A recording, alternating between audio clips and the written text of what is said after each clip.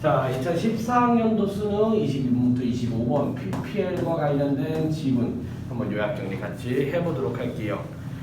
사실 공정보험에 나와 있는 어떤 경제학적 원리를 제외하고 PPL이라든가 가변적 패션 디자인이라든가 교과서 본문에 실려있는 1단원 헤르만 헤세의 독서에 대하여라든가 아니면은 그 사랑에 대한 세 가지 시점 같은 경우에는 굉장히 지문이 쉬워요.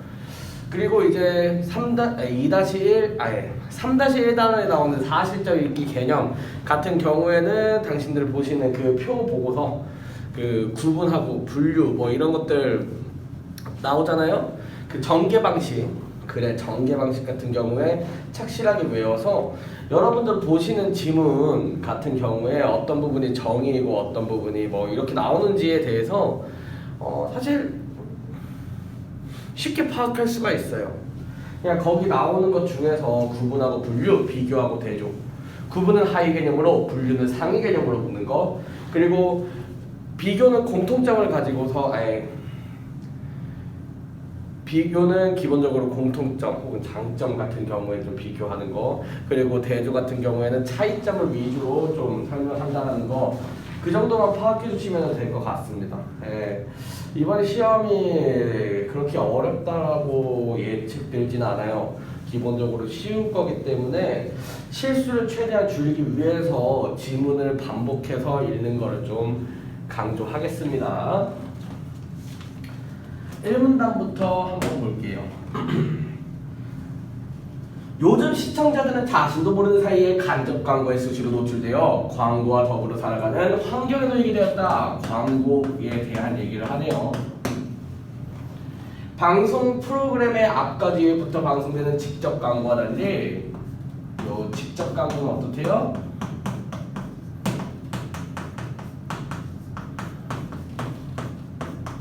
프로그램 앞 뒤에 붙는데요. 이거는 당신들 TV나 이런 것들 봤을 때 보는 광고로 생각하시면 될 것 같아요. 쉽게 우리가 확인할 수 있는 부분이잖아요. 막상 TV만 딱 틀어봐도 알 수 있잖아요. TV 틀면 나오고 있는 게 뭐야? 광고잖아요. 이와 더불어서 PPL이라고도 얘기하는 이 간접 광고 같은 경우에는 요즘은 PPL도 참 재밌게 하죠. PPL을 약간 대놓고 하는 편이에요. 보통 이런 거. 와, 온 가족이 즐기기 정말 좋다. 콘솔적 카트는 정말 최고의 안주인걸? 막 이런 것들 보면은 정말로 맛있다. 와, 이거는 와 그냥 한 끼 그냥 대체할 수도 있겠는걸? 막 이런 식으로 얘기하는 거. 이런 것들 흔히 이제 PPL이라고 불리는 그러한 녀석들 기본적으로 간접 광고라고요. 이거는 기본적으로 프로그램 내에 상품을 배치해 광고 효과를 거두려고 하는 광고 형태라고요. 프로그램 내에 배치하는 형태입니다. 간접 광고 같은 경우는 직접 광고에 비해 시청자가 리모컨을 이용해 광고를 회피하기가 상대적으로 어렵기 때문에 시청자에게 노출될 확률, 즉 노출도가 더 높다 이겁니다. 노출도가 더 높다 이 얘기예요. 광고주들은 광고를 통해 상품의 인지도를 높이고 상품에 대한 호의적 태도를 확산시키려고 합니다. 광고를 통해서 하고자 하는 목표가 뭐죠? 광고의 목표, 상품에 대한 인지도를 높이고 상품에 대한 호의적인 태도를 높이려고 하는 겁니다. 광고 같은 경우에는 이거 왜 이렇게 비싸가 아니라 이러니까 비싸라는 느낌이라든가 아니면은 다른 거 말고 기본적으로 어떤 스토리텔링을 해서 그 광고 제품에 대한 어떤 이미지를 고정화 시킨다거나 아니면은 여러분들 기본적으로 브랜드 로고 같은 것들 생각해보면은 약간 대부분의 사람들이 맥도날드 했을 때 비슷한 그림을 그리고 나이키 했을 때 비슷한 그림을 그리는 이유가 기본적으로 광고를 통해서 그것에 대한 긍정적인 이미지가 확고히 잡혀있고 이거는 이거다. 100조 원은 음식하면 100조 원 이런 느낌처럼 딱 그 이미지가 우리의 틀에 박히게끔 인지도와 호의도를 높이는 역할 바로 광고가 하는 거죠. 마케팅이라고도 하죠. 그랬을 때 이러한 간접 광고에서는 광고 효과를 거두기 위해서 줄적 배치와 주변적 배치를 활용하곤 합니다. 이 PPL 같은 경우에는 일단 주류적 배치부터 볼게요. 요 주류적 배치는 출연자가 상품을 사용, 착용하거나 언급하는 것, 사용, 착용, 아니면 직접적으로 언급하는 것들.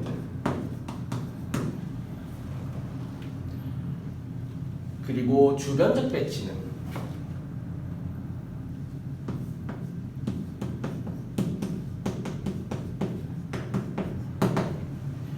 주변적 배치는 화면 속의 배경을 통해 상품을 노출시키는 건데 배경을 통해서 상품을 노출시키는 거예요. 노출시키는 건데 시청자들은 주변적 배치보다 뭐에 더 집중하게 된다? 주류적 배치에 더 집중하게 된다라는 거죠. 네, 또 간접 광고를 통해 배치되는 상품이 자연스럽게 활용되어 프로그램의 맥락에 잘 부합하면 해당 상품에 대한 광고 효과가 커지는데 이를 맥락 효과라고 합니다. 맥락 효과가 잘 이루어지는 광고를 해야겠다. 간접 광고를 해야겠다. 얘기할 수 있겠죠. 우리나라는 1990년도 중반부터 해서 요 간접 광고, 극히 제한된 형태의 간접 광고로만 허용하는 이 협찬제도만을 운영해왔다. 이 제도는 프로그램 제작자가 협찬 업체로부터 경비, 물품, 인력, 장소 등을 제공받아 활용하고 프로그램이 종료될 때 협찬 업체를 알리는 협찬 고지.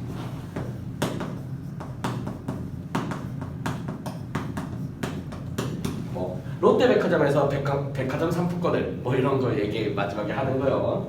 네, 드립니다. 한다거나 아니면은 여기에 뭐 협찬을 받아 그 프로그램을 촬영하게 되었습니다. 뭐 이렇게 마지막에 고지해 주는 거. 그러나 프로그램의 내용이 전개될 때 상품명이나 상호를 보여주거나 출연자가 이를 언급해 광고 효과를 주는 것은 법으로 금지했다고요. 협찬받은 의상의 상표를 보이지 않게 가리는 것은 그 때문이래요. 직접 언급. 가능했다, 안 가능했다? 직접 언급, 불가능했다라는 거죠. 4문단 볼게요. 우리나라는 협찬제도를 그대로 유지하면서 광고주와 방송사의 요구에 따라 방송법에 간접 광고라는 조항을 신설하여 2010년도부터 시행하였다. 지금 우리가 보고 있는 대부분의 간접 광고 같은 경우에는 요 니은 간접 광고 제도 같은 경우에는 기본적으로 2010년도부터 진행이 되어 왔습니다. 간접 광고 제도가 도입된 취지는 프로그램 내에서 광고를 하는 행위에 대해 법적인 규제를 완화하여 방송 광고 산업을 활성화하겠다라는 취지네요. 활성화하겠다라는 취지입니다. 네. 이로써 프로그램 내에서 상품명이나 상호를 보여주는 것이 허용되었습니다. 다만 시청권의 보호를 위해 상품명이나 상호를 언급하거나 구매할 이용을 권유하는 것. 그럼에도 불구하고 이렇게 해서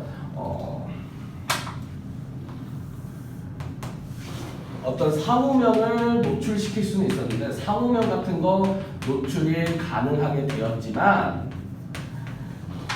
이거를 직접적으로 언급을 한다거나 권유하는 등의 행위들은 금지됐다고요. 이거의 이유는 뭐라고요? 시청권 보호라고 얘기하네요.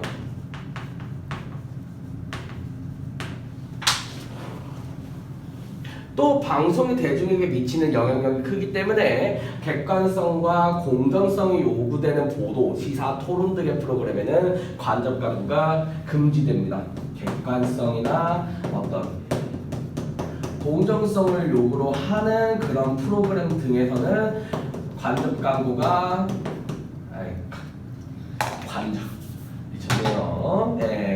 간접 광고가 기본적으로 금지됩니다.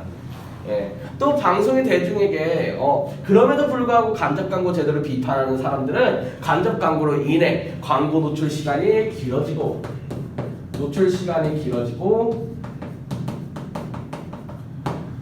또 억지스러운 상품 배치,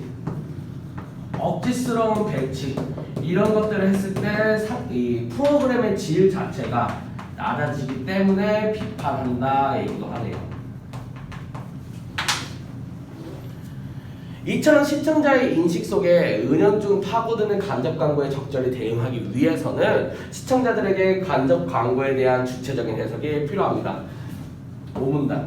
이런 간접 광고에 대한 대응책으로는 기본적으로 시청자들의 어떤 주체적인 해석이 요구된다고 얘기를 하네요.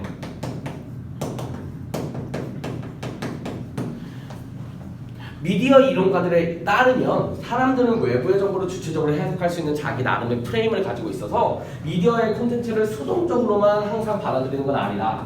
수동적으로만 받아들이는 것은 아니기 때문에 기본적으로 간접 광고를 분석하고 그것을 비판적으로 수용하는 미디어 교육이 필요하다 얘기하고 있네요. 필요하다 얘기하고 있습니다. 22번부터 볼게요. 1번 간접 광고의 개념과 특성 밝히고 있고요. 2번 간접 광고와 관련된 제도 소개해주고 있고요. 3번 간접 광고를 배치 방식에 따라 구분하고 있고요. 4번 간접 광고 제도에 대한 비판적인 견해 얘기하고 있네요. 하지만 간접 광고에 관한 이론의 발전 과정을 분석하고 있지 않기 때문에 22번의 답은 5번이 되겠네요. 23번 윗글을 통해 알 수 있는 내용으로 적절한 것은 23번의 답은 5번이죠.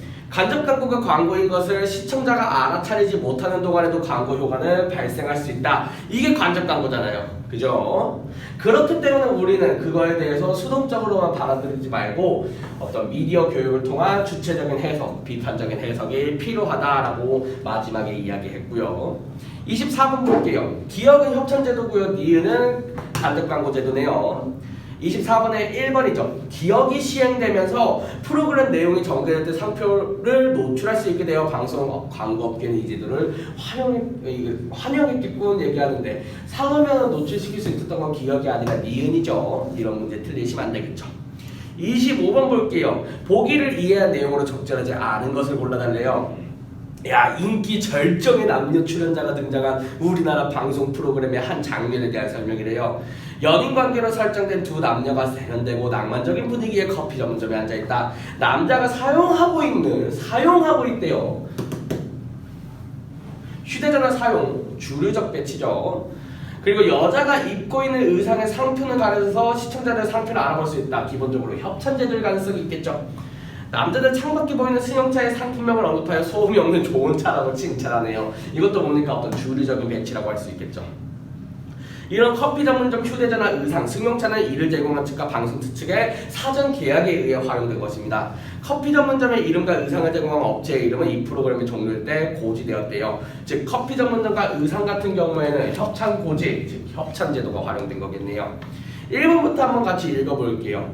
1번 남자가 사용되는 휴대전화의 제조회사는 간접 광고에 주류적 배치 활용하고 있죠. 직접 사용하고 있으니까요. 2번 여자가 입고 있는 의상을 제공한 의류회사는 간접 광고에 주변적 배치를 활용하고 있군 얘기하고 있는데 기본적으로 어떻게 보면은 이게 뭡니까? 입고 있는 의상의 상표가 가려져서 시청자들은 상표를 알아볼 수도 없고요. 또한 이 부분에 대해서 프로그램이 종료될 때 고지되었습니다. 이거 같은 경우에는 어떤 간접 광고 제도에 있어서 어떻게 보면은 협찬 혹은 기본적으로 사용하고 착용하고 언급하고 있지만 사용하고 착용하고 언급하고 있기 때문에 배경하고 노출을 시키는 이런 주변적인 배치라고 보기보다는 주류적 배치 혹은 협찬제도 이렇게 보는 경향이 더 맞는 거겠죠. 그러니까 이번에 주변적 배치를 활용하고 있다는 얘기는 틀린 얘기겠네요. 나머지 얘기는 맞는 얘기고요. 그래서 정답은 2번이다 라는 거죠.